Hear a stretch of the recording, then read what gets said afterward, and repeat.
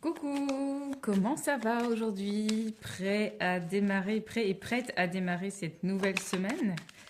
On va voir ce que les énergies nous réservent. Alors j'ai demandé pour prendre un autre jeu, ils m'ont dit non, non, tu continues avec celui-là. Eh bien, on va continuer avec ce jeu que vous appréciez aussi.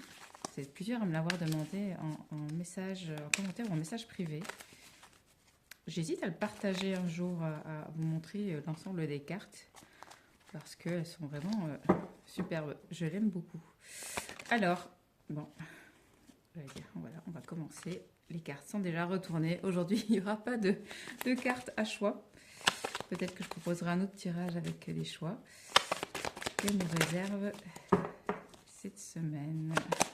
On commence fort ici avec l'épée et le carrefour. On nous dit attention, attention. Il se pourrait qu'il y ait des personnes qui fassent qu'on n'arrive pas à suivre notre ligne droite habituelle et qu'on soit influencé forcément du mauvais côté. À savoir que même si vous prenez un autre chemin que la direction principale, vous pourrez à un moment donné retrouver votre chemin, votre voie principale. Alors on en revient avec la flamme verte, la flamme de guérison.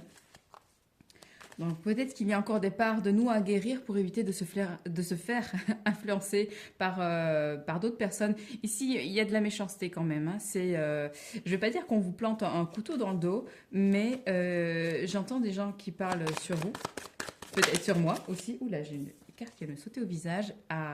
Et on revient avec l'archange Métatron. Donc protection obligatoire. Nettoyage, je dirais même, régulier, plus que de la protection. Est-ce qu'on a besoin de tirer encore des cartes? Oui.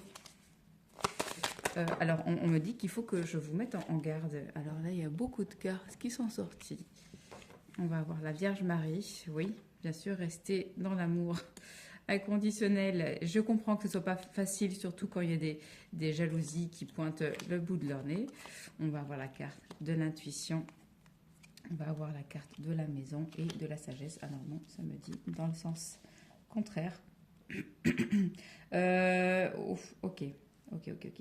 Donc, malgré la méchanceté, j'espère que vous voyez bien les cartes, elles sont un peu décalées. Alors, malgré la méchanceté à laquelle vous pouvez peut-être faire face consciemment et inconsciemment, hein, peut-être que les personnes ne vont pas venir en face de vous dire ah écoute moi j'aime pas ce que tu fais, j'aime pas ton comportement, j'aime pas ceci, je suis jalouse de toi. Ça arrive rarement hein, que les personnes soient honnêtes comme ça.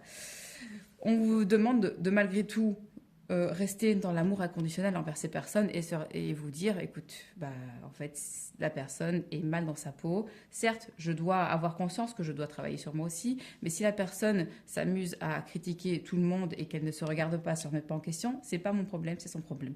Donc, on envoie juste de l'amour, un peu comme j'ai expliqué dans la vidéo sur mes expériences de clairvoyance. On reste dans l'amour même si quelqu'un souffre, on lui envoie de l'amour, on le soutient dans ce sens-là. On ne peut sauver personne d'autre que soi.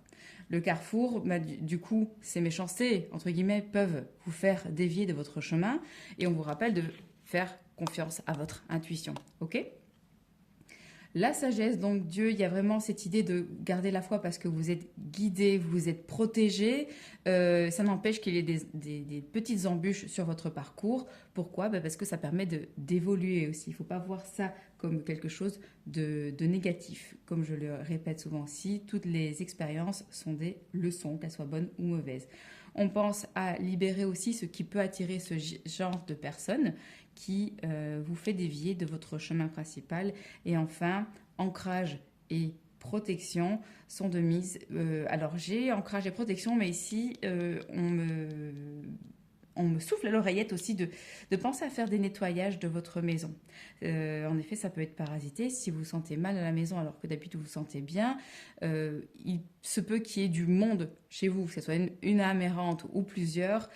Ça peut vite vous affecter, ça peut vous faire tomber dans des états qui vous ressemblent et qui pourtant ne devraient pas se présenter ces jours-ci parce que bon, la veille vous étiez bien. Moi par exemple quand il y a des âmes, des fois je tilte pas mais je vais me coucher, tout va bien, le matin je me réveille, j'ai un moral à 0, chose qui est extrêmement rare chez moi parce que comme je vous dis, je fais tout le maximum en tout cas, et du mieux que je peux pour maintenir une vibration élevée, en étant toujours en joie et de bonne humeur, et en mettant tout en place en ce sens.